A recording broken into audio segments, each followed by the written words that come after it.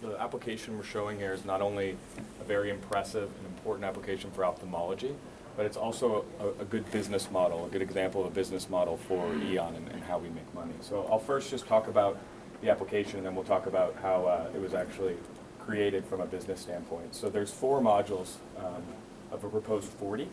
So here is a kind of an interactive textbook, right? So we look at the anatomy of the eye, we can look at the muscles, the major structures, blood vessels, and nerves. So let's look at the muscles first.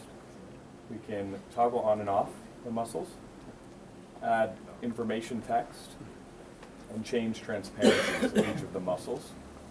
So I'm going to add some here, just to give you some idea. And then we can move the model around in free range of motion here. From there, there's an animation for each of these items. So we'll look at the animation of the muscles. So this is looking at eye motility. So looking at the different ways the eye moves, and specifically looking at these oblique muscles and how they actually work in the eye, pushing and pulling, allowing it to move in each way it does. And we can also hide other things. If we just want to look at the muscles, we can hide the blood vessels and the visual pathways here. From there, we can go back, and let's go to the simulation portion. So now we have a virtual patient here, and we have different combinations of muscle, brain, or pupillary dysfunctions that we can present in this patient. So I'll turn on 2 obvious ones for us to see in the right eye. So we'll look at the superior rectus muscle dysfunction, and then we'll look at the pupillary dysfunction called Horner's syndrome. I'll grab my eye tool here and the hand tool, and now I have control of this pupillary exam. So we can see in the left eye, it's acting normally. And in the right eye here, presenting on the left, we can see it's already droopy and not reacting to the light. So that's how Horner's syndrome is going to present in the eye. From there, we can move from the chin up. We'll see white under the left eye and not under the right. So that's how the superior rectus muscle dysfunction is going to present. So we can turn on any combination or any dysfunction that a ophthalmologist might see in the field, so that she's able to identify, or he's able to identify what that dysfunction is before even getting to a real patient. The last module we'll look at today is the visual pathways. So let me, go back here 1 second and get rid of the light source. And so this is going to show the importance of being able to identify the difference between what might present as an eye problem but actually be a more significant problem in the brain. So I'll look at a central chiasm here.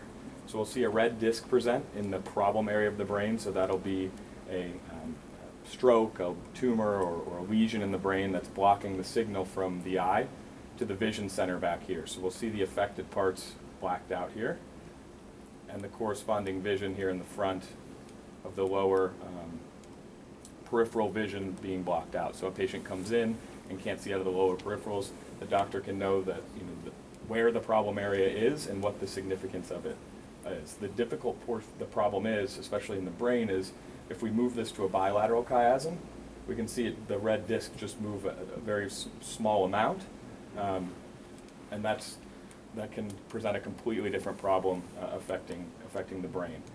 So there's a lot that goes into this, and this is just 4 modules of a proposed 40.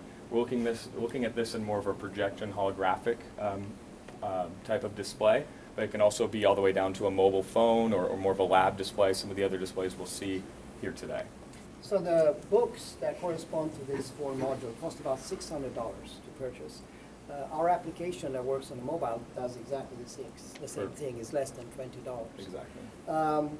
When we started with this, Yale and Stanford were also trying to develop something similar.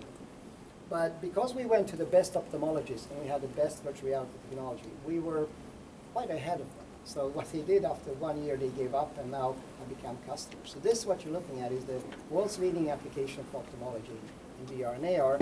And what's interesting is that once you occupy a territory with good experts and you reinvest money into that, it's very difficult to be number 2, number 3, number 4. The winner kind of takes it all. So when I'm looking at this market, I'm saying that in segments that you want to own, you want to occupy, you have to be first. And you have to team up. In our IDCs, we have now 34 Nobel Prize laureates associated. So the best minds in the world with the best virtual reality that we then encapsulate the knowledge. So with that, we're going to turn around and